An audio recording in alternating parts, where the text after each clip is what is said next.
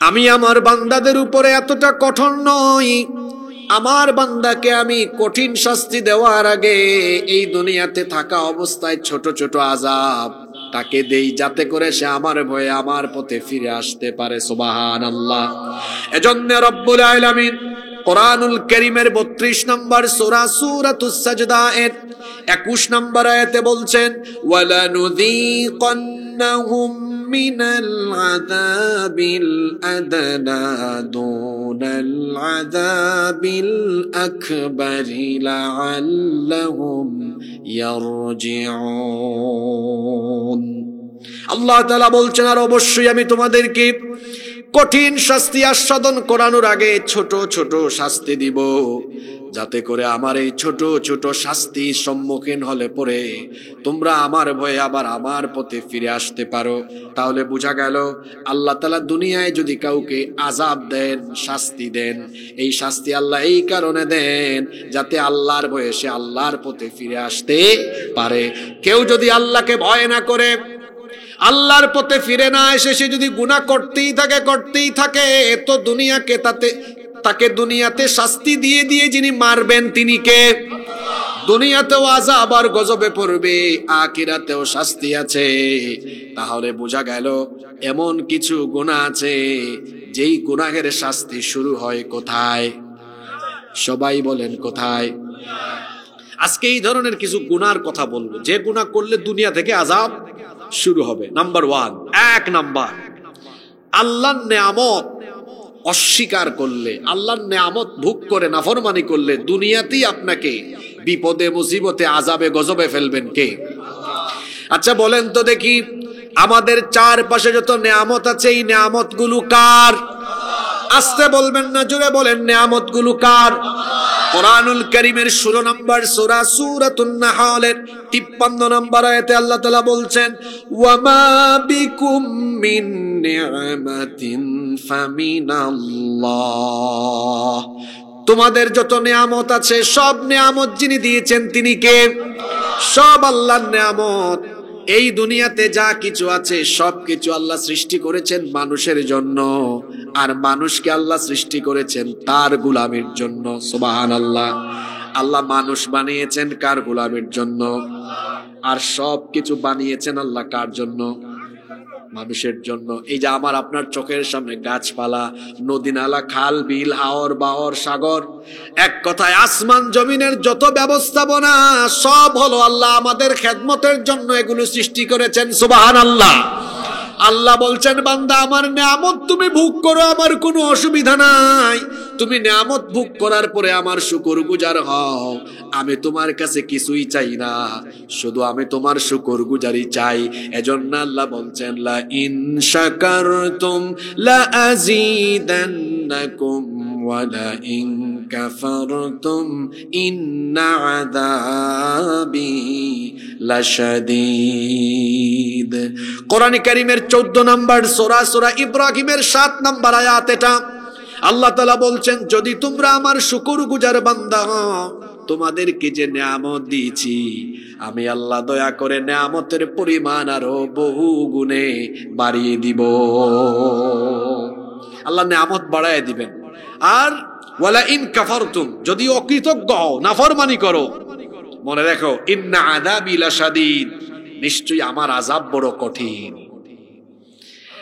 নিঃশ্বাস নেই, এটাও আল্লাহর নেয়ামত। আমি কথা বলতে পারি, এটাও আল্লাহর নেয়ামত। আমি খেতে পারি, এটাও আল্লাহর নেয়ামত। আমি চলতে পারি, এটাও আল্লাহর নেয়ামত।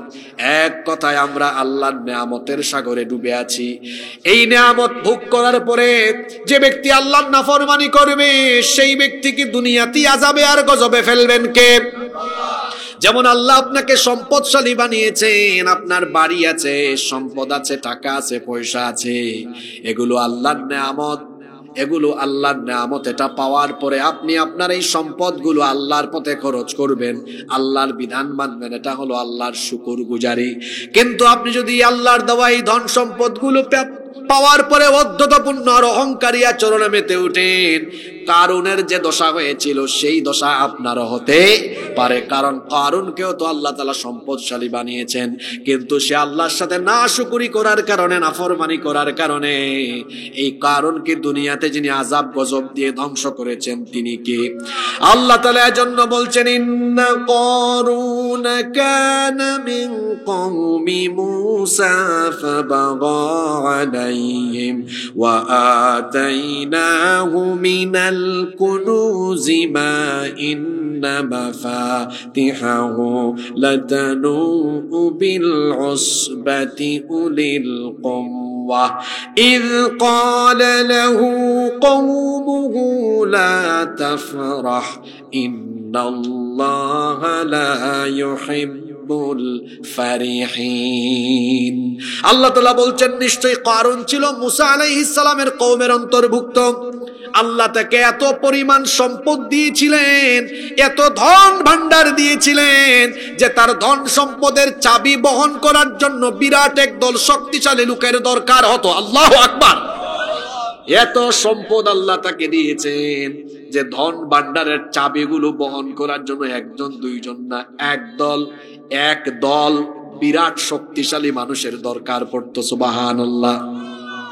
কারুনের গোষ্ঠীর লোকেরা কারুনকে বললেন, তুমি এই ধন সম্পদ পাওয়ার পরে দম্ভ হয় না, অহংকারী হয় না, বরং ওয়াবতাগি ফীমা আতাকাল্লাহুদ দারাল আখিরাহ ওয়া লা তানসা নসীবাকা মিনাদ দুনিয়া ওয়া আহসিন কামা আহসানাল্লাহু ইলাইক ওয়া লা তাবগিল ফাসাদা ফিল আরদি ইন্নাল্লাহা লা ইউহিব্বুল মুফসিদিন। তাকে বলা হলো, আল্লাহ তোমাকে যে ধন সম্পদ দিয়েছেন সেগুলি দিয়ে তুমি আখিরাত তালাশ করো। আল্লাহ যেভাবে তোমার উপর ইহসান করেছেন ঠিক তেমনি ভাবে গরিব দুঃখী মানুষের উপর তুমি ইহসান করো। তোমার ধন সম্পদ দিয়ে বড়াই করো না, জমিনে ফাসাদ সৃষ্টি করো না।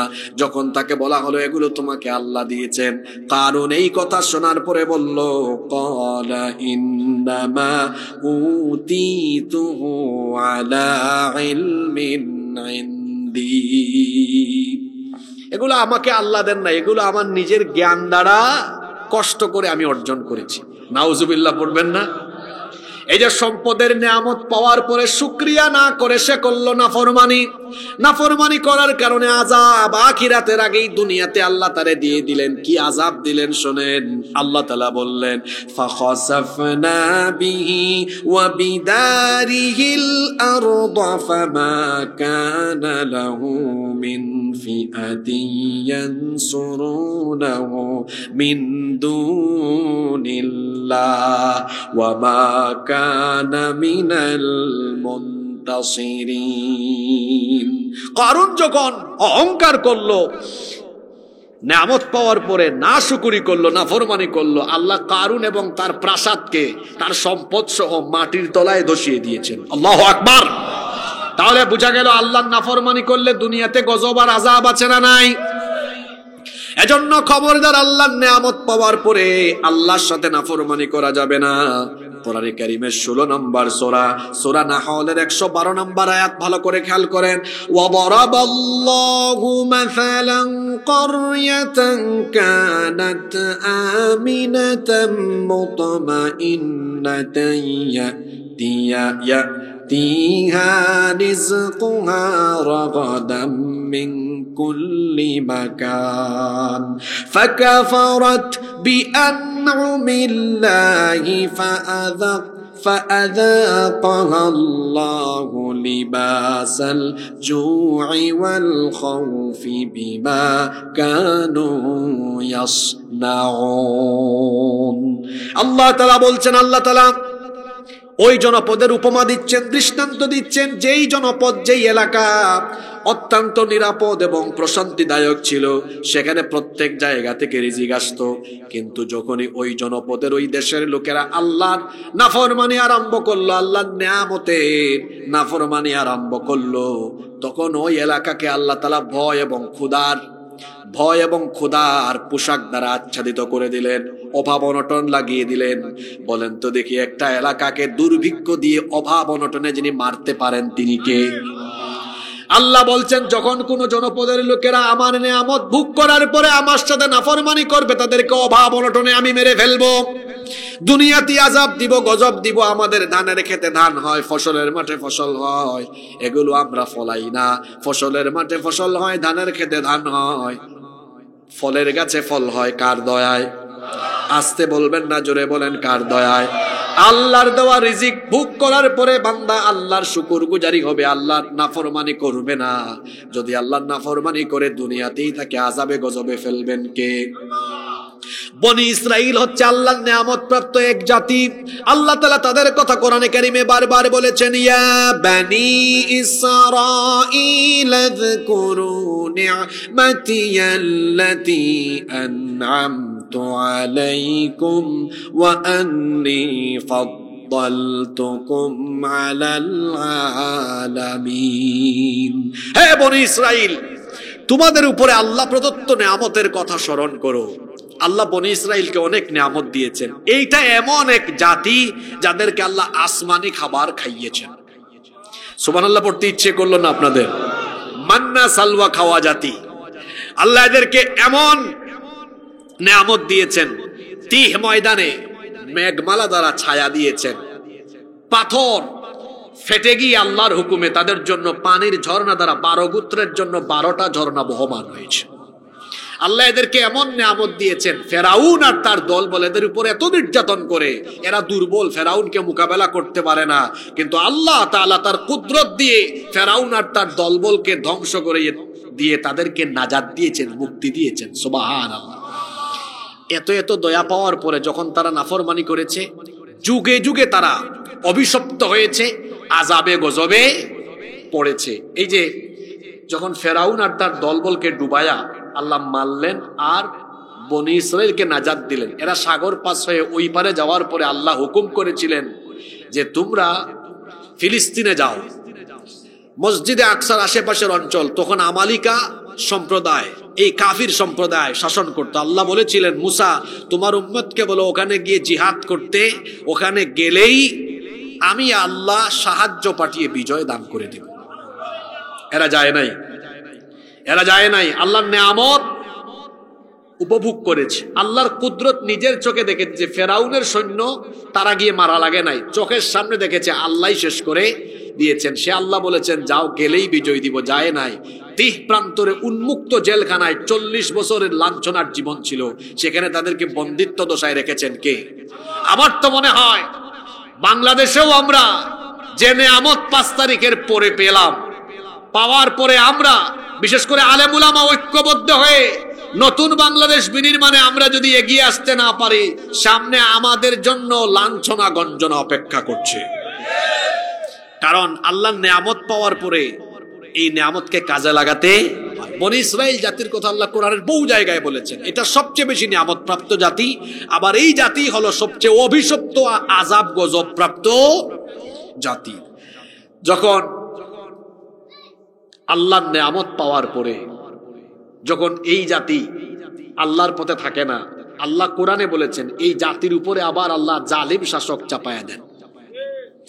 এটা আমার কথা নয়, কোরআনে কারীমের 6 নম্বর সূরা সূরাতুল আনআমের 129 নম্বর আয়াত, ওয়া কাযালিকা নুওয়াল্লি বা'দাল যালিমিনা বা'দাম বিমা কানু ইয়াকসিবুন। আমার বাংলাদেশের মানুষ যেন এই কথাটা মনে রাখে, যখন আল্লাহর নিয়ামত পাওয়ার পরে আল্লাহর দ্বীনের পথ থেকে কেউ বিচ্যুত হবে, তাদের উপরে আবার জালিম চাপায় দেন কে? জুলুম থেকে মুক্ত হয়ে আবার জালিমের কালো থাবায় যেন ফিরে না যান, আমার জাতিকে আমি সতর্ক করছি। এজন্য ঐক্যবদ্ধ হতে হবে, জালেমের জুলুমের কালো হাতকে ভেঙে চুরে টুকরা টুকরা করে দিতে হবে। জালিমকে কখনো ক্ষমা করা যায়? মাফ করা যায়? সাপ, একটা সাপ ধরার পরে ছেড়ে দিলে ফিরে এসে কি মারে? ছোবল মারে না, আদর দিবে আপনাকে ধইরা? জালিম, জালিমকে আল্লাহর নবী বলেছেন উনসুর আখাকা যালিমান আও মাজলুমা, তোমার ভাই জালিম হলেও সাহায্য করো, মজলুম হলেও সাহায্য করো। সাহাবীরা বললেন ওগো আল্লাহর নবী, মজলুমকে তো সাহায্য করা যায়, জালিমকে আবার সাহায্য করবো কেমনে? আল্লাহর নবী বললেন, জালিমের কালো হাত ভেঙে গুড়িয়ে দাও, এটা হলো জালিমকে সাহায্য করা। আল্লাহু আকবার। তাহলে যে শাস্তি, যে গুনাহের শাস্তি দুনিয়ায় শুরু হয়, এক নাম্বার গুনার কথা জানলাম, আল্লাহর নেয়ামত অস্বীকার করলে দুনিয়াতেই আযাব গজব শুরু করেন কে? কষ্ট হচ্ছে আপনাদের? দুই নাম্বার, পিতামাতাকে কষ্ট দিলে, পিতামাতাকে আঘাত দিলে, আব্বা আম্মার সাথে বেয়াদবি করলে, আল্লাহ তো জাহান্নাম এমনিতেই অবধারিত করেছেন, জাহান্নাম ওয়াজিব। এই ব্যক্তি জান্নাতের গন্ধও পাবে না। যে তার মা বাবাকে আঘাত করে, যে তার মা বাবার সাথে বেয়াদবি করে, যে তার মা বাবাকে আঘাত দেয়, যে তার মা বাবাকে কষ্ট দেয়, তার জন্য জান্নাত হারাম করে দিয়েছেন কে? কিন্তু এই নাফরমান সন্তান আখিরাতে জাহান্নাম পাওয়ার আগে দুনিয়া থেকেই গজবে পড়ে যাবে। দুনিয়াতে তার বিভিন্ন গজব, আযাব, শাস্তির সম্মুখীন হয়ে যাবে। মুস্তাদরাকে হাকিমে হাদিস বর্ণিত হয়েছে, আনাস ইবনে মালিক রাদিয়াল্লাহু আনহু হাদিসের বর্ণনাকারী সাহাবী, তিনি বলছেন, নবী করিম সাল্লাল্লাহু আলাইহি ওয়াসাল্লাম বলেছেন, বাবানি মুআজ্জিলানি উকুবাতুহুমা ফিদ দুনিয়া, দুইটা পাপের দরজা রয়েছে এমন, এই পাপের দরজা দিয়ে যে ব্যক্তি ঢুকবে দুনিয়াতেই তার শাস্তি আরম্ভ হয়ে যাবে। জোরে বলেন, কয়টা পাপের দরজা? এই দুইটা পাপের দুয়ার দিয়ে যারা ঢুকবে দুনিয়া থেকেই তারা আল্লাহর গজবে পড়বে। এক নাম্বার হলো আল বাগী, অর্থাৎ সীমা লঙ্ঘন করা। দুই নাম্বার হলো হুকুকুল ওয়ালিদাইন, পিতা মাতার অবাধ্য হওয়া, অর্থাৎ যে তার মা বাবার সাথে বেয়াদবি করবে দুনিয়াতেই তাকে শাস্তি যিনি দেওয়া আরম্ভ করবেন তিনি কে? এজন্য খবরদার, যাদের ঘরে আব্বা আম্মা আছে, আমি তো বলি তাদের ঘরে আল্লাহর জান্নাত আছে। কারণ পিতা মাতার পায়ের তলায় আল্লাহ বেহেশত রেখে দিয়েছেন, জান্নাত রেখে দিয়েছেন।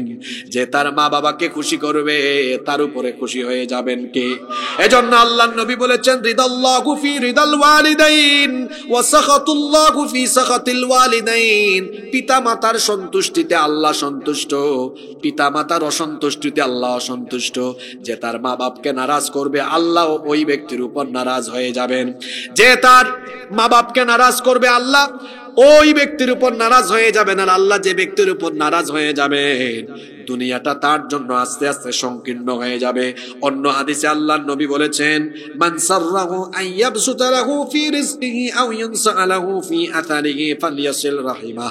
আল্লাহর নবী বলেছেন, কেউ যদি তার রিজিকের মধ্যে বরকত চায়, হায়াতে বরকত চায়, ভালো করে শোনেন, কেউ যদি তার হায়াতে, কেউ যদি তার রিজিকে বরকত চায়, বলেন তো আমরা হায়াতে এবং রিজিকে বরকত চাই কি চাই না? আস্তে বলবেন না, জোরে বলেন, হায়াতে আর রিজিকে আমরা বরকত চাই কি চাই না?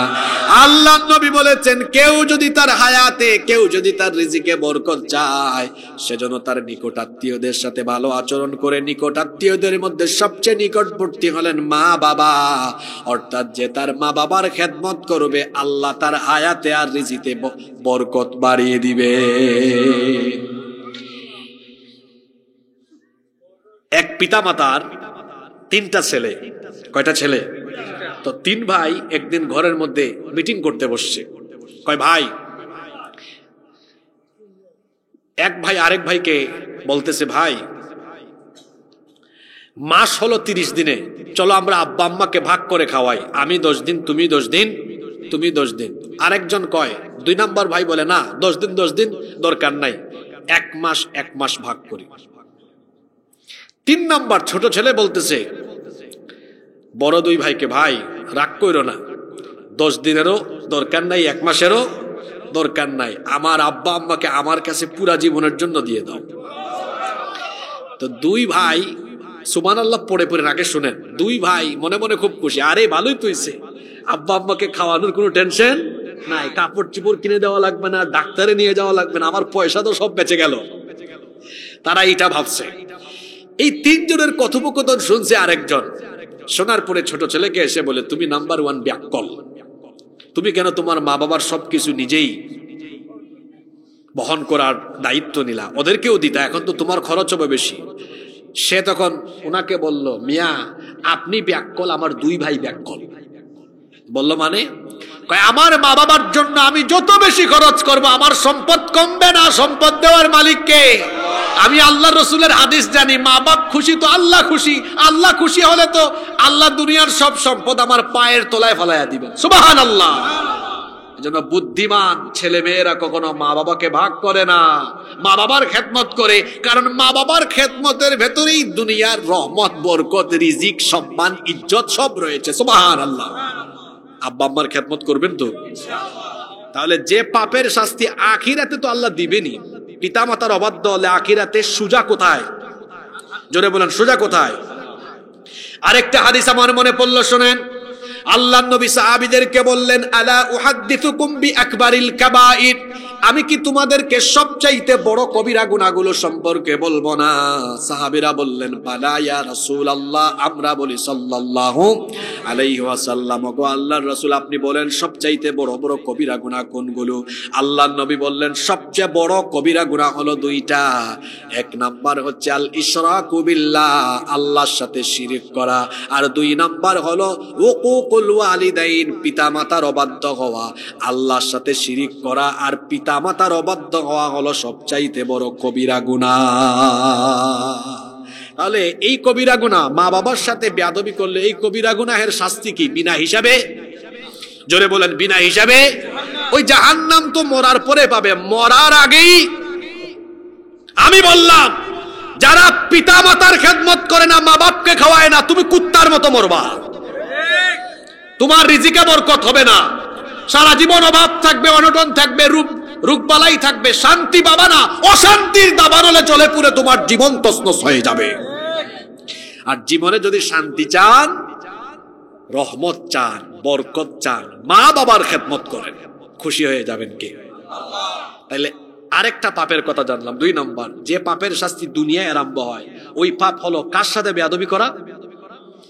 আপনারা ঘুমাই গেছেন নাকি? কার সাথে বেয়াদবি করা? তাহলে যুবক ভাইয়েরা বলেন, আব্বা আম্মার সাথে বেয়াদবি করা যাবে?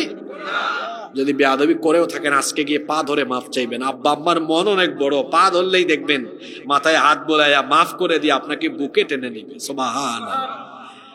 নাম্বার 3 নাম্বার পাপ, যেই পাপের শাস্তি দুনিয়ায় আরম্ভ হয়, ওই পাপের নাম হলো জুলুম। আল্লাহর নবী বলেছেন, এই হাদিসটি বুখারী এবং মুসলিম শরীফে বর্ণিত হয়েছে। আল্লাহর নবী বলেছেন, ইন্নাল্লাহা লা ইউমলি লিয-যালিম, নিশ্চয়ই আল্লাহ জালিমকে অবকাশ দেন, জালিমকে আল্লাহ এত সহজে ধরেন না। ফাইদা আখাযাহু লাম ইউফলিতহু, কিন্তু যখন আল্লাহ তারে ধরেন তখন আর ছাড়েন না। জালিমকে আল্লাহ ধরেন না, কিন্তু যখন ধরেন তখন আর ছাড়েন না। জালিমের জুলুমের শাস্তি আল্লাহ দুনিয়া থেকে দেওয়া আরম্ভ করেন। খবরদার কারো উপর জুলুম করবেন না। আপনি ভাববেন না আপনি জুলুম করেন, এটা আল্লাহ জানেন না, বরং আপনি যত জুলুম করবেন সব খবর যার কাছে আছে। জোরে বলেন, তিনি কে? কোরআনে কারীমের 14 নম্বর সূরা, সূরা ইব্রাহিমের 42 নম্বর আয়াতে আল্লাহ বলছেন, ওয়ালা তাহসাবান্নাল্লাহু গাফিলান আম্মা ইয়ামালুল যালিমুন, ইন্নামা ইউআখিরুহুম লিয়াউমিন তাশখাসু ফীহিল আবসার। জালিমরা যেন এটা না ভাবে যে আল্লাহ তাদের জুলুম সম্পর্কে বেখবর, এটা যেন তারা মনে না করে, বরং জালিমের সকল জুলুম সম্পর্কে যিনি জানেন, জোরে বলেন, তিনি কে? আল্লাহ তাআলা বলছেন, কোন জালিমকে আমি তার জুলুমের শাস্তি না দিয়ে মারি না। কোরআনে কারীমের 22 নম্বর সূরা, সূরাতুল হাজ্জ 45 নম্বর আয়াতে আল্লাহ বলছেন, ফাকাআইয়িম মিন ক্বরয়াতিন আহলাকনাহা ওয়া হিয়া যালিমাতুন ফাহিয়া খাওয়িয়াতুন আলা উরুশিহা ওয়া বিইরিম মুআত্তালাতিন ওয়া কসরিম মাশীদ। আল্লাহ তাআলা বলছেন, এমন বহু জনপদ, এমন বহু এলাকাকে আমি ধ্বংস করে দিয়েছি, যেই জনপদ, যেই অঞ্চলের লোকেরা ছিল জালিম, তাদের জুলুমের কারণে আমি আল্লাহ তাদের এলাকার সকল ঘর বাড়ি ছাদ সহ একেবারে ধ্বংসস্তূপে আমি নিমজ্জিত করে দিয়েছি। তাদের এলাকার কূপগুলো আমি একেবারে পরিত্যক্ত করে দিয়েছি, সুন্দর সুন্দর প্রাসাদগুলো আমি আল্লাহ ধ্বংস করে দিয়েছি। কোরআনে কারীমের 29 নম্বর সূরা, সূরা আনকাবুতের 40 নম্বর আয়াতে আল্লাহ বলছেন, ফাকুল্লান আখাযনা বিযামবিহি ফামিনহুম মান আরসালনা আলাইহি হাসিবা ওয়া মিনহুম মান আখাযাতহু আস-সাইহাতু ওয়া মিনহুম মান খাসাফনা বিহিল আরদা ওয়া মিনহুম من أغرقنا وما كان الله ليظلمهم ولكن كانوا أنفسهم يظلمون আল্লাহ তাআলা বলছেন প্রত্যেককে আমি তাদের জুলুমের কারণে ধরেছি, পাকড়াও করেছি। কাউকে কাউকে তাদের জুলুমের কারণে তাদের উপরে আমি পাথর কুচির বৃষ্টি পাঠিয়ে সমূলে ধ্বংস করে দিয়েছি। কাউকে কাউকে তাদের জুলুমের কারণে বিরাট বিরাট বিকট বিকট আওয়াজ দিয়ে সমূলে ধ্বংস করে দিয়েছি। কাউকে কাউকে তাদের জুলুমের কারণে আমি জমিন উল্টায়া মাটির তলায় ঢুকাইয়া দিয়েছি। কাউকে কাউকে জুলুমের কারণে সাগরের মধ্যে ডুবাইয়া মেরেছি। যে উদাহরণগুলো এই আয়াতে বলা হলো, বলেন তো এই রকমের জাতি গোষ্ঠী অতীতে তাদের উপর এমন গজব আল্লাহর তরফ থেকে এসেছে কি আসে নাই? আল্লাহ বলছেন আমি আল্লাহ ইচ্ছে করে তাদের উপর জুলুম করি নাই, বরং মানুষের উপরে তারা জুলুমের কারণে আমি তাদেরকে জুলুমের কারণে শাস্তি দিয়েছি, তাদেরকে ধরেছি। আল্লাহ বলছেন এইভাবে করে জালিমকে আমি আল্লাহ অত সহজে ছেড়ে দেই না। তাকে ছাড় দিলেও আমি যখন ধরি তখন আর আমি তাকে ছাড়ি না। আল্লাহ বলছেন দুনিয়ার কোন জালিমকে আমি এত সহজে আমি মরতে দেই নাই, বরং প্রত্যেক জালিমকে আল্লাহ জিল্লতির সাথে বেইজ্জতির সাথে দুনিয়া থেকে বিদায় করেছেন। আমার দেশে গত 15 বছর 16 বছর আমরা জায়গায় জায়গায় কোরআন হাদিস দিয়ে বলেছি খবরদার মানুষের উপর জুলুম করবেন না। মুখের ফুটফুটে হাসি এটা চিরকাল থাকবে না, কারণ যে ব্যক্তি জুলুম করবে সে একদিন না একদিন জুলুমের শাস্তি পাবেই পাবে। মানুষের উপর জুলুম করতে করতে জুলুম করতে করতে মানুষকে যারা নির্যাতন নিপীড়নে একেবারে নিপীড়নের জাতাকলে পিষ্ট করেছিল, জুলুমের ফলাফল হিসাবে আল্লাহ তাআলা তাদেরকে দেশের মাটি ছাড়া করে দেশ থেকে বিতাড়িত করে দিয়েছে। জুলুমের শাস্তি দুনিয়াতেই আরম্ভ হয়। জুলুমের শাস্তি দেন কে? আরো জোরে বলেন কে? নাম্বার 4 নাম্বার যে পাপের শাস্তি দুনিয়াতে আরম্ভ হয়, যদি কেউ অন্য কোন মুসলমানের মান ইজ্জত নষ্ট করার কাজে লিপ্ত থাকে, ওই লোকটার মান ইজ্জত নষ্ট করে তাকেও দুনিয়াতে বেইজ্জত করে ছাড়বেন কে? এই স্বভাবের মানুষ আমাদের সমাজে আছে না নাই? সুযোগ পাইলেই মানুষের সামনে মানুষকে বেইজ্জত করে। কি আছে? এরকম আছে? আমরা গত 15 বছর দেখেছি নিরপরাধ আলেমদেরকে, যারা এটা দেখার পরে হেসেছিল আজকে তাদেরকেও ঠিক একই কায়দায় মাঝে মাঝে আদালতে উঠানো হয়। এক মাঘে শীত কোন মানুষের মান ইজ্জত নষ্ট করার চেষ্টা করবেন না। খুব ভয়ঙ্কর হাদিস। عن ابن عمر رضي الله عنهما قال, আব্দুল্লাহ ইবনে উমর রাদিয়াল্লাহু আনহুমা হাদিসের বর্ণনাকারী সাহাবী, তিনি বলছেন সাইদা রাসূলুল্লাহ সাল্লাল্লাহু আলাইহি ওয়াসাল্লাম আল মিম্বার ফানাদা বিসাউতিন রাফি'। তিনি বলছেন আল্লাহর নবী মিম্বরে আরোহণ করলেন, তারপরে তিনি উঁচু গলার আওয়াজকে বড় করে বক্তৃতা দিলেন। তিনি বললেন ইয়া মাশারা মান ক্বাদ আসলামা বিলিসানিহি ওয়া লাম ইউফদিল ঈমানু ইলা কলবিহি। হে ওই সকল লোকেরা শোনো যারা মুখে ঈমানের ঘোষণা দিয়েছ কিন্তু অন্তরে এখনো যাদের ঈমান বদ্ধমূল হয় নাই, ভালো করে শোনো। লা তুযুল মুসলিমিন, মুসলমানকে কষ্ট দিও না। ওয়ালা তুআইরুহুম, কোন মুসলমানকে শরম দিও না। ওয়ালা তাত্তাবিউ আওরাতিহিম, কোন মুসলমানের দোষ ত্রুটি কোন কোন মুসলমানের দোষ ত্রুটি তালাশে তুমি মগ্ন হয় না। কিছু মানুষ আছে দেখেন ছিদ্রান্বেষণ করে, খালি মানুষের ছিদ্র খুঁজে বেড়ায়, এমন মানুষ আমার সমাজে আছে না নাই? আল্লাহর নবী বলেছেন এটা করো না, মানুষের গোপন বিষয়গুলো তালাশের চেষ্টা করো না। ফা ইন্নাহু মান তাত্তাবা আওরাতা আখিহিল মুসলিমি তাত্তাবা আল্লাহু আওরাতাহু, যে ব্যক্তি কোন মুসলমানের গোপন বিষয় তালাশ করতে লেগে যাবে, আল্লাহ ওই ব্যক্তির গোপন বিষয় মানুষের সামনে ফাঁস করে দিবেন। এরপরে আল্লাহর নবী বলছেন ওয়া মান তাত্তাবা আল্লাহু আওরাতাহু ইয়াফদাহু ওয়ালাউ ফি জাওফি রিহলিহি, আল্লাহ যখন কোন ব্যক্তির গোপন বিষয় ফাঁস করে দিবেন, উটের হাওদায় লুকালেও ওই ব্যক্তিকে মানুষের সামনে অপমানিত করে দিবেন কে? খবরদার, মানুষকে অপমান করার চেষ্টায় থাকবেন না, আল্লাহ আপনাকে বেইজ্জত করে ছেড়ে দিবেন। আল্লাহর নবী বলেছেন লা ইয়াসতুরু আবদুন আবদান ফিদ দুনিয়া ইল্লা সাতারাহুল্লাহু ইয়াউমাল কিয়ামাহ। মুসলিম শরীফের হাদিস, আল্লাহর নবী বলেছেন যে ব্যক্তি তার কোন মুসলমান ভাইয়ের দোষ ত্রুটি গোপন রাখবে, আল্লাহ কিয়ামতের দিন ওই ব্যক্তির গোপন দোষ ত্রুটিগুলো আল্লাহ গোপন করে দিবেন। আপনি আরেকজনের দোষ ত্রুটি দেখছেন, মানুষের সামনে বলিয়েন না। হ্যাঁ, সংশোধন দিলে একাকী তাকে দেন, কিন্তু মানুষের সামনে এগুলো বলে তাকে লজ্জায় ফেলবেন না। আপনি আরেকজনের দোষ ত্রুটি গোপন রাখলে আল্লাহর নবী বলেছেন আল্লাহ আপনার দোষ ত্রুটি কিয়ামতে গোপন রেখে আপনাকে মাফ করে দিবেন।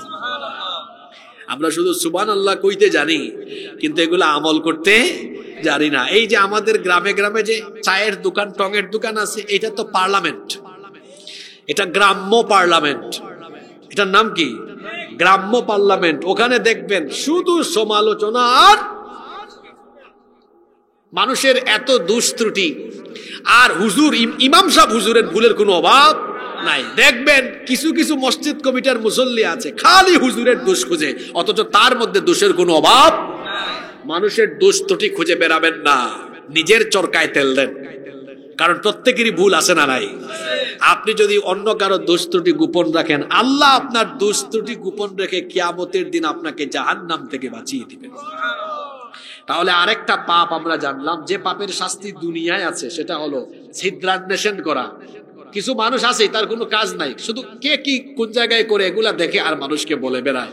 আল্লাহ এই খারাপ গুণ থেকে আমাদেরকে হেফাজত করেন। নাম্বার 5 নাম্বার, যে পাপের শাস্তি আল্লাহ দুনিয়াতে দেওয়া আরম্ভ করেন, সেটা হলো কেউ যদি আত্মীয়তার সম্পর্ক ছিন্ন করে। আত্মীয়তার সম্পর্ক ছিন্ন করে এটা মারাত্মক অপরাধ। আল্লাহর নবী বলেছেন যে ব্যক্তি আত্মীয়তার সম্পর্ক ছিন্ন করে, ওই ব্যক্তির সাথে আল্লাহ সম্পর্ক ছিন্ন করে ফেলেন। আত্মীয়তার সম্পর্ক ছিন্নকারী ব্যক্তি আল্লাহর জান্নাতে যেতে পারবে। আবার হাদিস শরীফে এসেছে, আল্লাহর নবী বলেছেন মা মিন যামবিন আহরা আইয়ুআজ্জিলাল্লাহু লিসাহিবিহিল উকুবাহ আইয়াজআলাল্লাহু লিসাহিবিহিল উকুবাতা ফিদ দুনিয়া মা মা ইয়াদখিরু লাহু ফিল আখিরাতি মিন কাতিআতির রাহম ওয়াল বাগি। আল্লাহর নবী বলেছেন সীমা লঙ্ঘন এবং আত্মীয়তার সম্পর্ক ছিন্ন করার মতো জঘন্য গুনাহ আর হতে পারে না, কারণ এই গুনাহের শাস্তি খুব দ্রুত দুনিয়াতে যিনি দিয়ে দেন তিনি কে? অনেকে আছে তার আত্মীয় স্বজন, চাচা চাচি, দাদা দাদি, নানা নানি, ফুফা ফুফু, তার আত্মীয় স্বজনের সাথে যোগাযোগই রাখে না, সম্পর্কই রাখে না, এড়িয়ে চলে। যে ব্যক্তি আত্মীয়দেরকে অ্যাভয়েড করে চলবে, ওই ব্যক্তির সাথে আল্লাহ নিজেই সম্পর্ক ছিন্ন করবেন। দুনিয়াতে তার রিজিক কমে যাবে, অভাব অনটন বালা মুসিবতে পড়ে যাবে। তাহলে আমরা আত্মীয়দের সাথে ভালো আচরণ করব না খারাপ আচরণ করব? নাম্বার 6 নাম্বার, যে পাপের শাস্তি আল্লাহ দুনিয়ায় দেওয়া আরম্ভ করেন, সেই পাপের নাম হলো জিনা, ব্যভিচার। জিনা ব্যভিচার আজ আমার সমাজে এমন ভাবে ছড়িয়ে গিয়েছে, এখন বিশেষ করে প্রত্যেক যুবকের হাতে হাতে জিনা ব্যভিচারের একটা আকর্ষণীয় উপাদান হাতের মধ্যে আছে। এটার নাম কি? খবরদার আমার যুবক ভাইয়েরা, রাত জেগে জেগে মোবাইল আর ইন্টারনেটের অপব্যবহার করে জিনাহের সাগরে ডুব দিও না, কারণ জিনা এমন বড় মারাত্মক গুনাহ। এই পাপে যখন কোনো মানুষ লিপ্ত হয়ে যায়, আবু হুরায়রা রাদিয়াল্লাহু আনহু হাদিসের বর্ণনাকারী সাহাবী, এটা মুসলিম শরীফের হাদিস। আল্লাহর নবী বলেছেন ইদা জানার রাজুলু খরাজা মিনহুল ঈমান কানা আলাইহি কাযুল্লাহ ফাইযান কাতা রাজা ইলাইহিল ঈমান। কি ভয়ঙ্কর হাদিস! আল্লাহর নবী বলেছেন, যখন কোনো ব্যক্তি জিনা ব্যভিচারে লিপ্ত হয়ে যায় তার ভেতর থেকে ঈমান তখন বের হয়ে যায়। যে ব্যক্তি জিনাহে লিপ্ত হয়, জিনায় লিপ্ত হলে পরে তার ভেতর থেকে ঈমান বের হয়ে তার মাথার উপরে মেঘের ছায়ার মতো ভাসতে থাকে। আল্লাহর নবী বলেছেন, যদি সে তওবা করে ফিরে আসে তাহলে তার মাথার উপরে থাকা ঈমান আবার তার দিলের ভেতরে ঢুকে যায়। সুবহানাল্লাহ। এজন্য জেনে না জেনে আমরা যত পাপ করে ফেলেছি, না বুঝে যত গুনাহ করে ফেলেছি, আসেন আমরা আজকে তওবা করি। তওবা করলে আমাদের অন্তরে ঈমানটাকে আরো মজবুত যিনি করে দিবেন তিনি কে? কারণ আমরা কত পাপ করেছি এটা কেউ না জানলেও আপনি নিজে তো আপনার পাপের খবর জানেন কি জানেন না? জেনে না জেনে কত যে আমি করেছি পাপ, কতবার যে করেছি তাওবা, কতবার অনুতাপ। দুদিনে আবার সব ভুলে আমি মজে গেছি দুনিয়ায়, মাফ করো আমায়। পৃথিবী না জানো আমি তো জানি, আমি কি পাপ করেছি হায়। আমার পাপের করলে বিচার, বাঁচার আমার নাই উপায়।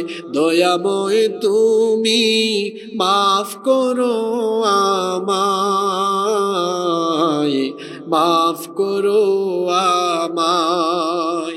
আমার পাপের নাই সীমা নাই, তুমি মেহেরবান, তুমি রহিম, তুমি রহমান, তুমি দয়াবান।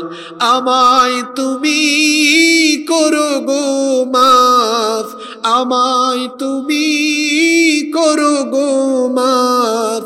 এই গুনাহগার এই শুধু চাই, মাফ করো আমায়। পৃথিবী না জানো আমি তো জানি, আমি কি পাপ করেছি হায়। আমার পাপের করলে বিচার, বাঁচার আমার নাই উপায়। দয়াময় প্রভু মাফ করো আমায়, মাফ করো আমায়। বলেন আমিন। জিনা ব্যভিচারের শাস্তি তো জাহান্নাম, কিন্তু এটা শুরু হবে কোথায়? জোরে বলেন কোথায়? ঈমান চলে যাবে। শুধু তাই নয়, জিনা ব্যভিচারে লিপ্ত থাকলে চেহারার লাবণ্য চলে যাবে, চেহারার সৌন্দর্য নষ্ট হয়ে যাবে, অভাব অনটন বেড়ে যাবে, জিল্লতি বেইজ্জতির জীবন চলে আসবে। এই শাস্তি দিবেন কে? নাম্বার 7, 7 নাম্বার যে পাপের কারণে দুনিয়াতে শাস্তি আরম্ভ হয় সেটি হচ্ছে অহংকার করা। অহংকারী ব্যক্তিকে দুনিয়া থেকেই শাস্তি দেওয়া আরম্ভ করেন কে? আস্তে বলবেন না, জোরে বলেন কে? আল্লাহর নবী বলছেন, লা ইয়াজালুর রাজুলু ইয়াযহাবু বিনাফসিহি হাত্তা ইউকতাবা ফিল জাব্বারিন ফায়ুসিবুহু মা আসাবাহুম। আল্লাহর নবী বলেছেন, যখন কোনো ব্যক্তি অহংকার করে চলতে থাকে, অহংকারের সাথে চলার কারণে তার নাম অহংকারের খাতায় লেখা হয়ে যায়। এরপরে অহংকার করার কারণে তার উপরে গজব যিনি নাজিল করেন, জোরে বলেন তিনি কে? ইমাম আহমদ বিন হাম্বল রহমতুল্লাহ আলাই তার মুসনাদের ভেতরে, আবার মুসলিম শরীফ ওই হাদিসটি এসেছে। আল্লাহর নবী বলেছেন, বাইনামা রাজুলুন ইয়ামশি ফি হুল্লাতিন তুজিবুহু নাফসু মুরাজ্জিলুন জুম্মাতাহ। আল্লাহর নবী বলেছেন, এক ব্যক্তি খুব জাঁকজমকপূর্ণ পোশাক পরিধান করে ঘর থেকে বের হয়েছে, তারপরে সে তার পোশাক নিয়ে গর্ব করা আরম্ভ করলো, চমকালো চুল সুন্দর করে চিরুনি দিয়ে আঁচড়ালো। দম্ভ ভরে অহংকারের সাথে চলার কারণে ইদা খাসাফাল্লাহু বিহ, আল্লাহ তাআলা তখন তাকে মাটির তলায় দশায়া দিলেন।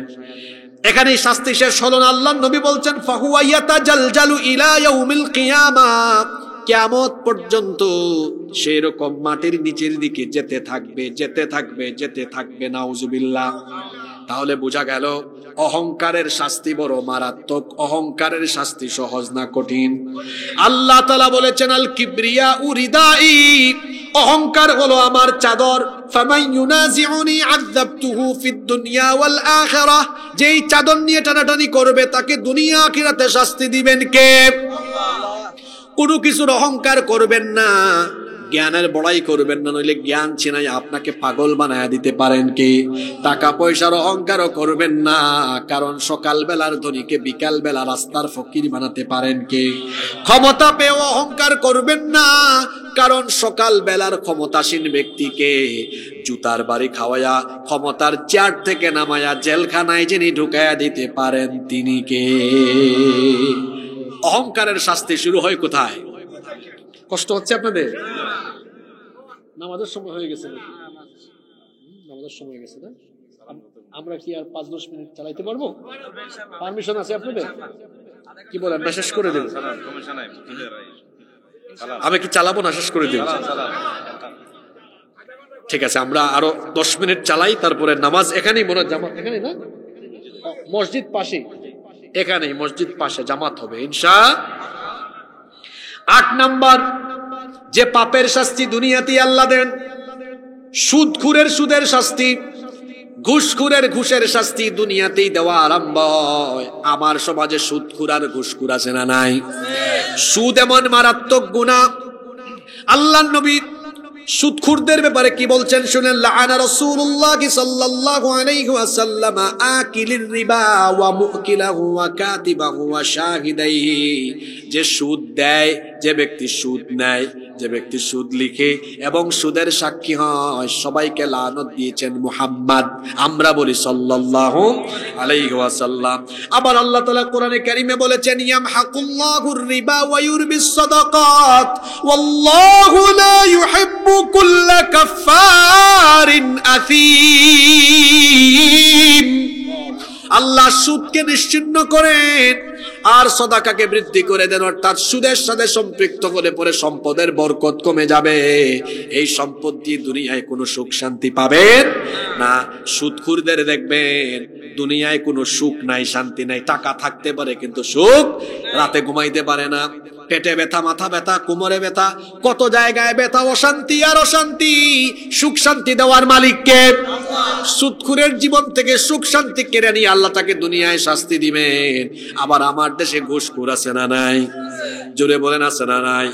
ভাবছিলাম 5 আগস্টের পরে চিত্র হয়তো পাল্টাবে, আসলে শুধু নামটাই পাল্টিয়েছে, কিন্তু চরিত্র এখনো অনেক জায়গায় ঠিক। এজন্য যুবকদেরকে আরেকটি যুদ্ধের জন্য প্রস্তুতি নিতে হবে। যেখানে ঘুষ চলবে, ঘুষখোরকে ধরে, তারপরে আইন নিজের হাতে তুলে লাভ নাই, আইনে তুলে দেন। তবে আইনেও যদি বিচার না হয় তার কি করবেন? মানুষ যেটা করার সেটাই করবে, ঠিক না? আমার দেশে চোর 2 প্রকারের, একটা হলো অভাবের চোর আর একটা স্বভাবের চোর। কয় জাতের চোর? অভাবের আর স্বভাবের। যাচ্ছিল এই বেতুয়ার পাশ দিয়ে, তো একজন পুকুরের মধ্যে মাছের চাষ করে না, মাছের চাষ, তো বেটার ঘরের মধ্যে কয়েকদিন ধরে খাবার দাবার নাই। যাওয়ার সময় রাতের বেলা ওখান থেকে 2-3টা মাছ নিয়ে চলে গিয়েছে। এটা স্বভাবের না অভাবের চোর? অভাব আছে। সচিব, এসপি, ডিসি, এসপি, আরো বড় বড় দায়িত্বশীল, সরকারি বাড়ি, সরকারি গাড়ি, সরকারি বেতন সবও আছে, তারপরে ওই বেটাকে ঘুষ না দিলে, কলমের খোঁচায় দুর্নীতি না করলে, চুরি না করলে তার হয় না। এটা কি অভাবের চোর না স্বভাবের চোর? আমার দেশে অভাবের চোর বেশি না স্বভাবের চোর বেশি? এই স্বভাবের চোরগুলোকে ওই চেয়ার থেকে নামায়া আল্লাহওয়ালা, কোরআনওয়ালা লোকদেরকে ওই চেয়ারে বসালে বাংলাদেশের ভাগ্য বদলাবে, নইলে বাংলাদেশ পাল্টাবে না। এজন্য ওই চেয়ারগুলোতে কোরআনওয়ালা মানুষদেরকে বসাতে হবে। রাজি আছেন আপনারা? সুদখুর ঘুষখুরদের শাস্তি দুনিয়াতে আরম্ভ হবে, হারামে কোনো আরাম নাই। তারপর 9 নাম্বার মদখুর, জুয়াখুর। এদের মদ আর জুয়ার শাস্তি আখিরাতে তো আছে, এই দুনিয়ায়ও তাদের শাস্তি আছে না নাই? মদখুর আর জুয়াখুর যারা বিশৃঙ্খলা জীবন যাপনে অভ্যস্ত হয়ে যায় তারা। দেখা যায় জামাই বউয়ের ঝামেলা, এরপরে এলাকায় এলাকায় এদের কারণে বিভিন্ন সমস্যার সৃষ্টি হয়, বিভিন্ন জায়গায় লাঞ্ছিত হয়, অপদস্থ হয়। জুয়া এখন এমন আকার ধারণ করেছে, আইপিএল খেলা হয় ইন্ডিয়ায়, জুয়ার বাজি হয় কুমিল্লার লালমাই। বিপিএল খেলা চলে, বিপিএল খেলা হয় ঢাকায়, জুয়ার বাজি হয় বেতুয়ায়। এরকম হয় কি হয় না? অনলাইনে জুয়া চলে, এই জুয়াখুরদের জুয়া, মদখুরদের মদ, এইগুলোর শাস্তি কিন্তু দুনিয়াতে আরম্ভ হয়। দেখবেন এক একটার চেহারা সুরত দেখবেন, মদখুর আর জুয়াখুরদের চেহারা দেখতে দেখবেন চুরের মতো লাগে, চেহারা লাবণ্য শেষ হয়ে যায়, দারিদ্রতা এদের উপর নেমে আসে, অশান্তি আর অশান্তি থাকে। এই শাস্তি তাদেরকে দেন কে? 10 নম্বর, আল্লাহর নবী বলেছেন যারা অবৈধ পন্থায়, অন্যায় পথে, অবৈধ পথে, হারাম পথে উপার্জন করবে, এই শাস্তি তার দুনিয়া থেকে আরম্ভ হবে। আল্লাহর নবী বলেছেন ইন্না হাযাল মালা খাদিরাতুন হুলওয়া, নিশ্চয়ই ধন সম্পদ এটা হলো সুমিষ্ট এবং চাকচিক্যময়। ফামান আখাযাহু বিহাক্কিহি ওয়া ওয়াদাহু ফি হাক্কিহি ফানি'মাল মাউনাতু হুয়া। আল্লাহর নবী বলেছেন যে ব্যক্তি বৈধ পথে, সৎ পথে উপার্জন করবে, ওই সম্পদে তার জন্য নিয়ামত দিয়ে দিবেন কে? ওয়ামান আখাযাহু বিগাইরি হাক্কিহি কানা কাল্লাযী ইয়াকুলু ওয়া লা ইয়াশবা।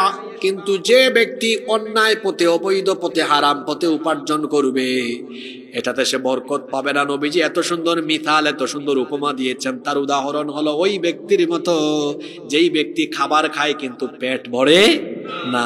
অর্থাৎ সে যতই উপার্জন করবে, এই হারামখোরের পেট কখনো ভরবে এই হারামখোরের পেট 3.5 হাত কবরের মাটি ছাড়া আর কোনো কিছুতেই ভরবে। হারামখোরের দল হারাম উপায়ে উপার্জন করতে করতে প্রাচুর্য নিয়ে মত্ত আছে। আল্লাহকুমুত তাকাতুর হাত্তা যুরতুমুল মাকাবির, প্রাচুর্যের প্রতিযোগিতা করতে করতে কবরে চলে যায়। এই হারামখোরের হারাম সম্পদের ভেতরে কোনো আরাম থাকবে? এই হারামখোর হারাম পথে যত উপার্জন করবে, মরার আগেই দেখবেন এই আল্লাহর গজবে পড়ে সব শেষ হয়ে যাবে। এত বড় বড় রোগ হবে, দুনিয়ায় চিকিৎসাও পাবে না, বাংলাদেশে পাবে না, ওই মাউন্ট এলিজাবেথ পর্যন্ত পৌঁছাবে। হারাম পন্থায় উপার্জিত সব টাকা সম্পদ শেষ হবে, সুস্থ হতে পারবে? হারাম পন্থায় বাড়ি ঘর অনেক কিছুই বানাবে, উপভোগ করতে পারবে না। জনগণের মাল, রাষ্ট্রের সম্পদ চুরি করে, ডাকাতি, দুর্নীতি, লুটপাট করে কুমিল্লাতে এত সুন্দর বাড়ি বানাবে, উপভোগ করতে পারবে না। মানুষের তারা খায়া দেশ ছেড়ে ভেগে যাওয়া লাগবে। হারামের মধ্যে কোনো আরাম পাওয়া যায়, কিন্তু হালাল যদি অল্প হয়, অল্প হালালের ভেতরে যিনি বরকত দিয়ে দেন তিনি কে? 11 নম্বর, যারা ব্যবসা বাণিজ্য করেন শোনেন, যে ব্যক্তি ব্যবসা বাণিজ্যে বেশি বেশি মিথ্যা শপথ করে আর মানুষের সাথে প্রতারণা করে, তার ব্যবসা বাণিজ্যের বরকত উঠায় নেবেন কে? বুখারী শরীফের হাদিস, আল্লাহর নবী বলেছেন ইয়াকুম, সাবধান হও, ওয়া কাসরাতুল হালফি ফিল বাই'i, ব্যবসা বাণিজ্যে অধিক কসম করা, শপথ করার ব্যাপারে তোমরা সাবধান হও। ফাইন্নাহু ইউনাফিকু সুম্মা ইয়ামহাকু, যদিও মিথ্যা কসমের কারণে বেচা কেনা বাড়বে, কিন্তু তোমার ব্যবসা বাণিজ্যের বরকত কমবে। দেখবেন অনেক মানুষ আছে বাগমারা বাজারে, লালমাই বাজারে ব্যবসা করে, খালি কসম করে কয় ভাই কসম আল্লাহ আর আপনারে 1 নাম্বার মাল দিলাম, দিছে 2 নাম্বার কয়।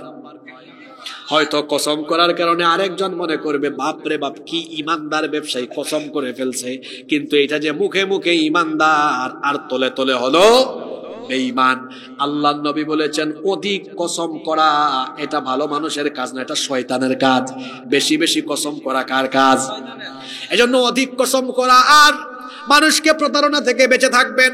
ব্যবসা বাণিজ্যে অনেকে কি বিরাট প্রতারণা করে, বিক্রির সময় বলে ভাই আপনাকে কিনা দামে দিয়ে দিলাম, কি বলেন এরকম? কেউ যদি বলে আপনারে কিনা দামে দিলাম, বুঝবেন 1 নাম্বার বাটপার।